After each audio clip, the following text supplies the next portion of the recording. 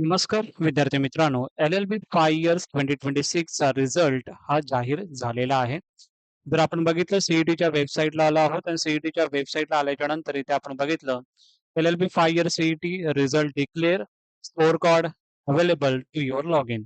म्हणजे तुम्हाला काय करायचं आहे, फक्त एकतर तुम्ही या लिंकवर क्लिक करू शकता, नाही तर इथून तुम्ही सीईटी एक्झामिनेशन पोर्टल यामधून सुद्धा क्लिक करू शकता. समजा इथून जर आपण क्लिक केलं, या पद्धतीची विंडो ओपन होईल.